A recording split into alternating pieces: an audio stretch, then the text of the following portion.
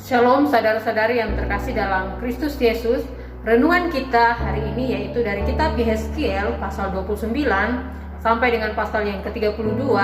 Di sana berbicara mengenai nubuatan melawan bangsa Mesir dan Firaun sebagai penguasanya atau sebagai pemimpinnya.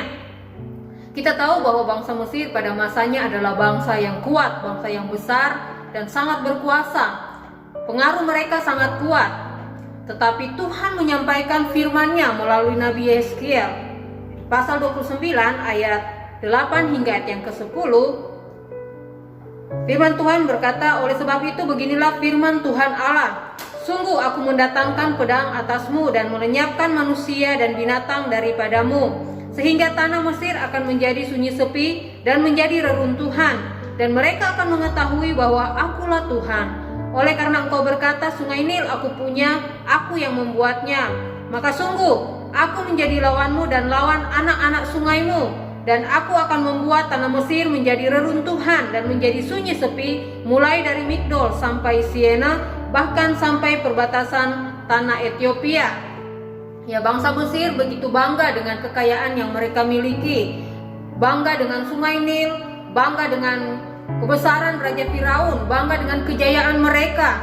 Tetapi Tuhan akan menghancurkan bangsa Mesir dan Firaun dengan mengirimkan Raja Babel, yaitu Nebukadnezar. Namun Tuhan jugalah yang akan memulihkan mereka, walau tidak berjaya seperti yang sebelumnya.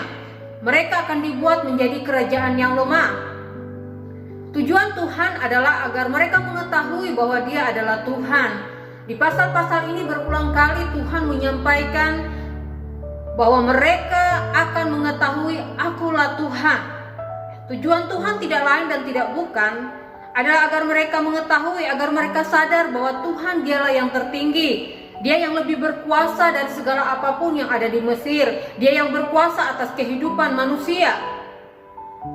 Saudara-saudari yang terkasih dalam Tuhan Yesus Kristus, terkadang keberhasilan atau kesuksesan membuat manusia lupa akan Tuhan sehingga jatuh di dalam dosa. Manusia menjadi sombong. Mereka berpikir apa yang diraih, apa yang dimiliki itu adalah karena kekuatan atau kemampuan mereka. Itu karena kepintaran mereka. Mereka lupa Tuhan sang pemilik dan pemberi berkat. Tuhan menghakimi Firaun dan Mesir karena kesombongan atau kecongkakan mereka. Alkitab berkata di dalam Yesaya 2 ayat 11 hingga ayat yang ke-12, manusia yang sombong akan direndahkan dan orang yang angkuh akan ditundukkan, dan hanya Tuhan sajalah yang maha tinggi pada hari itu. Sebab Tuhan semesta Allah menetapkan suatu hari untuk menghukum semua yang congkak dan angkuh, serta menghukum semua yang meninggikan diri supaya direndahkan. Nah, di bagian lain Alkitab juga menulis Allah menentang orang yang congkak, tetapi mengasihani orang yang rendah hati. Nah, melalui renungan firman Tuhan hari ini, sama-sama kita belajar, diingatkan kembali bahwa kesombongan membawa pada kehancuran. Ada pepatah yang mengatakan, kesombongan berarti kejatuhan sudah dekat. Ya, sifat sombong atau congkak ini bertentangan dengan sifat Tuhan yang rendah hati. Kemudian kita juga belajar, kita diingatkan kembali akan siapa kita dan bagaimana posisi kita di hadapan Tuhan. Oleh sebab itu mari kita anak-anaknya, kita sebagai umat tebusannya, hiduplah dengan penuh kesadaran bahwa Tuhan Dialah yang berkuasa atas segala sesuatunya. Kemudian marilah kita hidup bijaksana, ya, karena semua yang kita miliki, semua yang kita raih adalah pemberian dari Tuhan. Oleh sebab itu jangan kita menjadi tinggi hati. Mari kita hidup dengan rendah hati.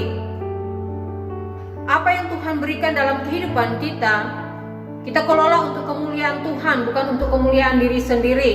Semua yang kita raih, yang kita peroleh hanya bersifat sementara. Oleh sebab itu mari kita hidup setia di hadapannya. Tuhan harus tetap menjadi prioritas. Tuhan harus tetap menjadi fokus di dalam kehidupan kita. Amin. Tuhan Yesus memberkati.